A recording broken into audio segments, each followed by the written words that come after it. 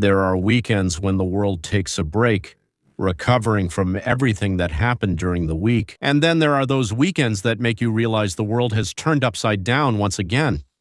We've just experienced one of those weekends. Two huge topics reached their climax in the last 48 hours. It's as if they're unrelated, but in reality, they're tightly connected, like the Kharg island in the Strait of Hormuz, the joint drone-building program between Ukraine and the United States of America. You might ask, what does one have to do with the other? Well, what do the falling of an apple to the ground, the surf in the ocean, and the movement of the moon around the earth have to do with each other? They are directly related. But it took Isaac Newton to come along and say, Eureka. Now it's our turn to say, Eureka. Let's start with the Kharg Island. The bombing of Kharg and the lifting of sanctions on Russian oil are two sides of the same energy strike. And together they create that very controlled chaos we're talking about in this video. What is Kharg and why was it bombed? Kharg is not just a point on the map, it's Iran's main export hub. Up to 90% of Iran's oil exports go through it. That's why it's called the Crown. It's the heart of the country's oil economy. The U.S. strike on Kharg was officially aimed at military targets. These included air defense, warehouses, missile and mine positions. Moreover, Trump emphasizes that the economic infrastructure, terminals, and storage tanks have not been touched yet. This creates a double effect. The military is showing Iran that even its most heavily guarded hub is vulnerable. And secondly, psychologically and in the market, the world understands that if the next strike hits the oil facilities themselves, Iran's exports could collapse. That's why prices are jumping. Oil is soaring above $100 per barrel, and since the start of the war, the increase has exceeded 40%. At the same time, on the other side of the map, the U.S. is temporarily easing sanctions against Russian oil, but in a very targeted way. We're talking about millions of barrels already stuck at sea, which are now allowed to be sold. This is to stabilize the global market. Scott Bessent emphasizes that this measure is narrow and short-term, and it does not give Russia a significant financial gain. But in fact, this is an injection of additional volume, right at the moment when the market is scared by the strikes on Kharg and the blockade of Hormuz. The combination looks like this. First, war, the blockade of the strait, the bombing of military facilities on Kharg, and the fear that tomorrow the terminals themselves might catch fire. And then comes Washington's rescue operation. Partially lower Russian oil, let it go, allow it to be sold. Plus, release the strategic reserve to bring down the price. Of course, the reserve is a Russian-style reserve. Yes, strategic. That's the American one. As a result, Iran is surrounded. Its energy hub is under threat. Hormuz is in a semi-blockade. Threats from all sides. Russia gets a temporary lifeline in the form of permitted deliveries of already extracted oil. The U.S. is showing its allies that only they can simultaneously bomb the enemy's key hub and control the market with the decision on sanctions. And this is where the main plot point for Russia appears. Right now, Russia is facing a real dilemma. If it sells this oil and eases some of the price pressure, it effectively kills Iran's idea of strangling the West with expensive oil to force it to stop the offensive against Iran. But at the same time, Moscow already has about 120 to 130 million barrels of oil stuck there, sitting in tankers at sea. This is a massive blow.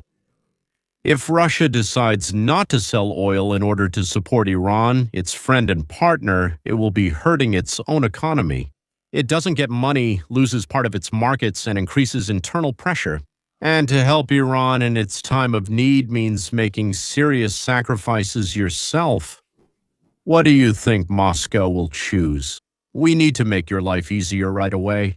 Moscow has already made its choice. Russia has already done its part. It sells oil and acts in its own interests, even if it means effectively breaking the energy alliance with Iran, and a blow to its strategy of pressuring the West. Friends, the world is once again on the edge. It seems we are on the verge of the most unpredictable combination in world politics in recent years. Russia, the US, Iran, Israel, everything is intertwined. That's how tightly everything is connected. A single presidential decision can blow up the energy market and reshape the map of the future. That's why, by helping Russia, the US is actually strengthening its own position in the Middle Eastern game. And at the end of this video, you'll hear a detail that can explain everything. But more on that a bit later. I promise you'll be surprised. War with Iran. On February 28th, the world woke up in shock. Iran's spiritual leader, Ayatollah Ali Khamenei, is dead. According to official reports, it was a sudden cardiac arrest. According to unofficial reports, it was a carefully planned attack by the US and Israel. A few days later, power passes to his son, Mojtaba Khamenei, a tough, suspicious man, raised on the idea that Iran has no right to give up a single inch to the West. The first decision of the country's new de facto leader is to blockade the Hormuz Strait. Those who know geography understand that this is the throat of the planet's oil artery. To blockade Hormuz means to cut off almost a fifth of the world's oil supply. This is a challenge to the whole world. And now Al Jazeera, BBC, and other global media are reporting massive strikes on Kharg Island, that very oil heart of Iran. Iran responds harshly. We did not ask for a truce, and we are not going to back down. We are ready to fight for as long as it takes. Well, whether it's true or not, we'll find out very soon. Without officially engaging in a full-scale war, Washington gets the opportunity to weaken Iran, drag it into exhausting conflicts, and at the same time strengthen its influence in the region. But there are problems. Oil prices, they're skyrocketing. Everyone is afraid of an oil shock, which means political pressure is rising. Oil shock and Trump's decision. Every new strike on Kharg means a few more dollars per barrel. Every flash on the Iranian coast is 1,000 new headlines about oil panic. In the first days of March, the price of a barrel of oil soars, breaking through the $130 mark. The market is feverish, the stock exchange is shaking, and Europe is in panic. More than 120 million barrels of Russian oil are stuck at sea under sanctions with no buyers. Tanker after tanker is anchored, not knowing where to go, and then suddenly a decree is issued. Trump suspends some of the sanctions on Russian energy supplies. The world holds its breath. How can you lift sanctions on Russia when the war in Ukraine isn't over yet, and the war with Iran is just starting to escalate? But if you look deeper, the move turns out to be coldly rational. It's aimed at saving the global economy, and first and foremost, the economies of the U.S. allies. The Americans are opening the floodgates for Russian oil not because they like Putin, but because it's Putin. They understand that without these volumes, the global market simply can't handle it. This is a delicate surgical operation on the living body of the global economy. U.S. Treasury Secretary Scott Bessent reassures that this is just a temporary measure. Russia won't make much money. Everything is under control. But who believes in temporary measures these days? Especially when trillions of dollars and the fate of entire countries are at stake. European leaders talk about undermining the sanctions regime and sending the wrong signal to Moscow. Germany accuses the U.S. of betraying its principles. In this case, France is demanding an emergency discussion, and Trump responds very calmly. He says it helps keep prices under control. So don't thank me. At first glance, everything seems logical, but analysts are already seeing more. This step changes the very balance of war and pressure. America is giving Russia economic breathing room, but in exchange for informal cooperation and predictability in the energy bloc against Iran. The U.S. stabilizes the market, and Iran loses its last levers of pressure. And Russia gets a respite. It's small, but strategically important for them. Friends, if you've watched up to this point, it means you really want to understand what's happening, and not just live by headlines and cliches. So an important request. Please subscribe to the channel and hit the bell. Why is this so important? Because YouTube doesn't like analysis. It doesn't like political analysis. Without your activity, these videos simply aren't shown to those who really need them. Your like, comment, and subscription aren't just buttons, they're a signal. People care about analysis, not propaganda. By supporting the channel, you help us stay independent. No sponsors, no talking points, and no filters. And even tougher topics are ahead.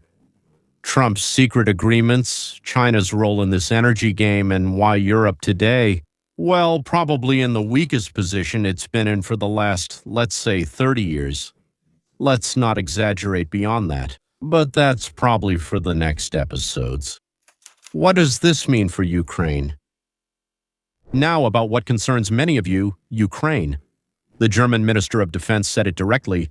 Now Russia will have more money. And he's right. Of course he's right. Lifting sanctions from the energy sector even temporarily gives Moscow resources, and resources are weapons. It's an opportunity to hold the front, pay the military, buy ammunition, and bring in new forces. The only serious lever of pressure the West has had for the past 2 years is weakening, so the U.S.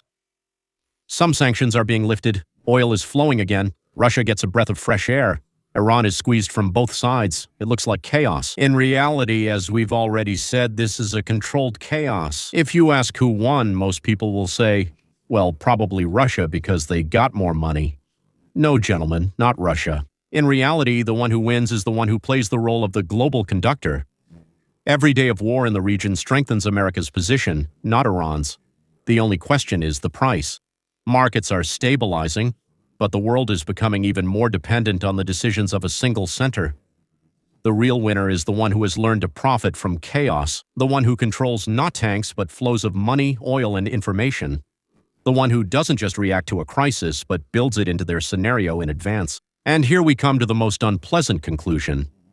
Lifting sanctions on Russian oil is neither an act of goodwill nor a sign of weakness. This is a move in a much bigger game. The U.S. is simultaneously driving down prices and saving its own economy. They are weakening Iran by taking away its main energy trump card.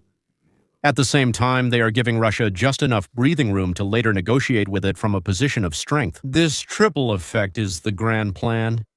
A plan in which Ukraine, Iran, Europe, and even Russia are not players, but pieces.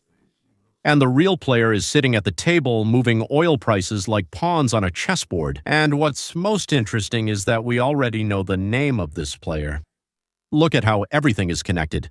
The blockade of Hormuz, the bombing of the Key Island, the oil panic, and then sudden salvation in the form of lifting sanctions. Gentlemen, this is not a chain of coincidences. This is a sequence of well-thought-out moves where every explosion and every decree is valuable because they all play the same game. A game of control over energy and fear. Look how everything is connected. The blockade of Hormuz, the bombing of the Key Island, the oil panic, and then a sudden rescue in the form of lifting sanctions. This is not a chain of coincidences. It's a sequence of moves, where every explosion and every decree play into the same game, a game of control over energy and fear. And now look at how amazingly this ties in with a separate topic, a topic called drones. You might ask, what does a flying unmanned machine have to do with big politics? When Zelensky tried to sell Washington the idea that Ukraine could protect your bases and embassies from Iranian drones, saying we have combat experience and technology, the response from the White House sounded like a slap in the face. Trump publicly cut him off. The last person we need help from is Zelensky. We already have the best drones in the world. We don't need Ukraine's help. Even though Volodymyr Zelensky is undoubtedly talented in directing, acting, and working with an audience, he is surprisingly clueless about psychology, politics, and relationships. Was it really so hard to understand that for Trump, who declared to the whole world that he had already won and that there was practically nothing left of Iranian resistance, it would be impossible to admit that he had asked someone for protection? It was the height of misunderstanding of international relations, diplomacy, and of who he was dealing with. But of course, Trump's personal attitude towards Zelensky was also a factor, as he declared that the U.S. had effectively defeated Iran, that American strikes had supposedly suppressed 90% or even more of Iran's military potential, and that there was no longer any serious threat. In this logic, making a high-profile deal with Ukraine to protect American embassies and bases from Iranian drones would simply be a political move. I don't even know. Well, not suicide, of course. Self-exposure. If everything was so expertly suppressed, who is the embassy being protected from? And why all of a sudden can't we manage without Ukrainian or foreign drones and technologies? Any such deal would show that Washington was not ready for war with Iran, that Iran's capabilities are far from being nullified, and that the U.S. is still afraid of new strikes. Well, or Iran no longer poses a military threat, in which case anti-drone deals aren't needed at all. Or the threat is real, and in that case, reports about 90% of Iran's capabilities being suppressed were just political rhetoric, not a description of reality. All of this resulted in a statement that we don't need drones, we're tough enough on our own, and the very last person we would ever need help from, the absolute last one, is this very Zelensky. And for Zelensky, this drone deal is almost his last chance to keep attention. And yes, since you're already listening, gentlemen, check that you're subscribed. If the bell isn't clicked, YouTube will decide that you're not interested, and from then on, the algorithm will think for you. As we know, the algorithm isn't exactly brilliant. Well, you've clicked it, so let's move on. The American story of Ukraine doesn't start with drones, of course, but with promises. Promises of democracy, reforms, Euro-Atlantic integration, the role of outposts, the West against Russia. Ukraine paid for this. With its sovereignty, decision-making, internal conflicts, and war on its own territory. Since 2014, and especially after February 2022, dependence on the U.S. has become deeper and deeper. Loans, military aid, political support, sanction packages, diplomatic cover. But from the very beginning, there was one fundamental asymmetry in this relationship. Washington has always viewed Ukraine as a tool, not as an equal partner. Ukraine could be praised, pitied, used, but not listened to as an equal.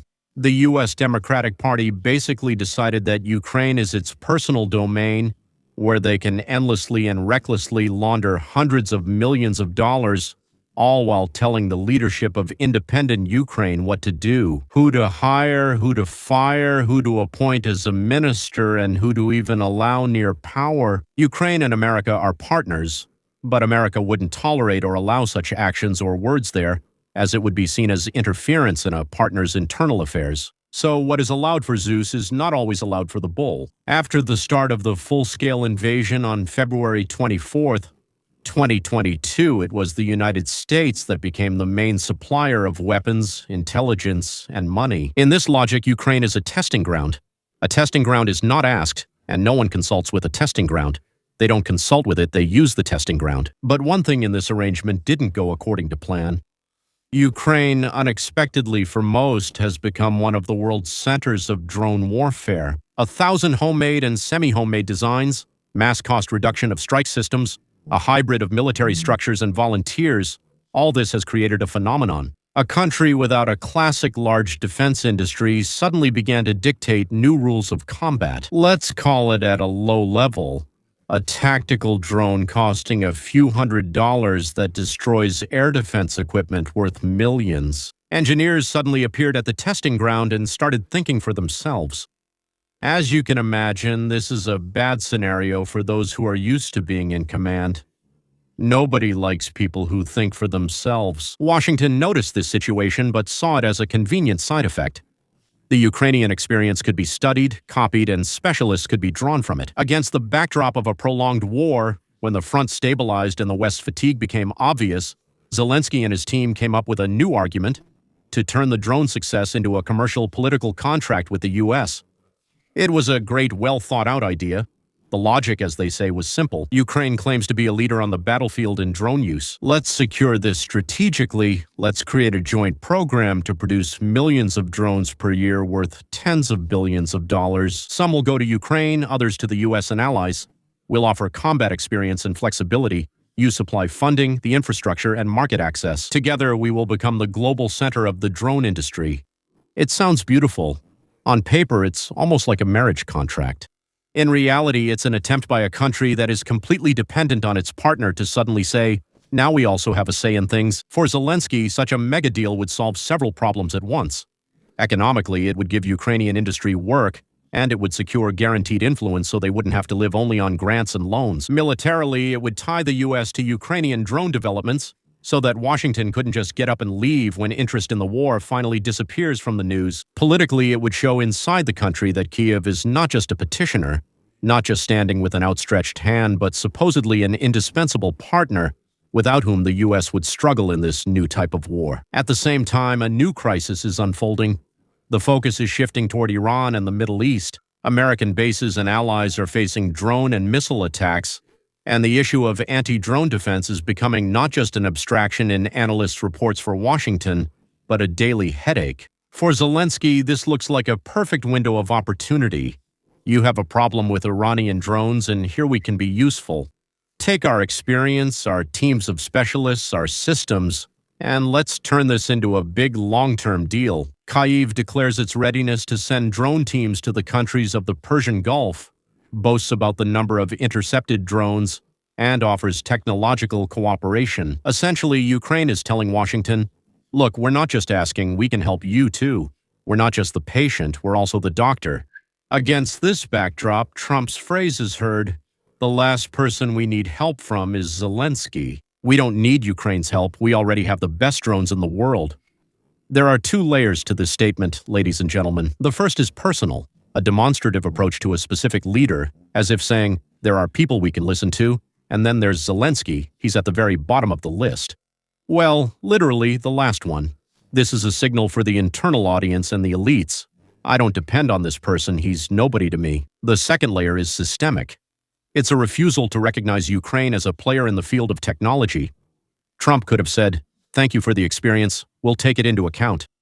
And at the same time, not take on any obligations, but he chooses the form, creating the very idea of Ukrainian aid to America. The message sounds like this. The U.S. does not need Ukrainian drones as a vital element of its defense. Ukraine can be a testing ground, a picture in the news, but not a partner who, knowing him, would immediately start dictating terms. The special charm of the situation is that Ukraine cannot respond harshly. Any sharp reaction, any hint of offense, risks undermining the already weary support. Either they pretend that nothing serious has happened, or they talk about a misunderstanding, about an unfortunate wording, about how the main thing is practical cooperation. Translation from diplomatic language. We were publicly humiliated, but we'll pretend not to notice because we have no other source of oxygen. After all, dependence doesn't go away. The fourth year of full-scale war. Full-scale war, Ukraine survives thanks to external aid, from weapon supplies to direct budget funding. When you depend on someone who publicly declares that you are the last person we need help from, it creates a very tough hierarchy. At the top are the U.S., below are the allies, even lower are the clients. And only at the very bottom are those who can be humiliated without consequences and even earn political points from it. Nevertheless, the idea of a mega-drone deal continues to attract Kyiv. For the Ukrainian authorities, this is a chance to secure their place in the new military architecture, to become something like a second Israel, a supplier of combat experience and technology in exchange for security guarantees and money. But there is a fundamental difference. Israel built its relationship with Washington over decades, relying on a strong lobby, its own technological base, and the ability to say no on key issues. Ladies and gentlemen, our channel has a separate closed tier for those who not only watch but also support us. For sponsors, it starts at about $4 a month. Special videos are released. Some of the content we make exclusively for them, and some of it appears there first and only later becomes publicly available on the main channel. There I can allow myself even more details, numbers, names, and direct statements than I can in the general feed on YouTube. So if what you hear here isn't enough for you, check under the video, there's a button there. The story about drones is actually a story about dependence. As long as Ukraine remains completely tied to the American military and financial system, any joint program will be built on the same principle. One gives the orders, the other says thank you. Thank you for listening. Thank you for not forgetting. Join us again.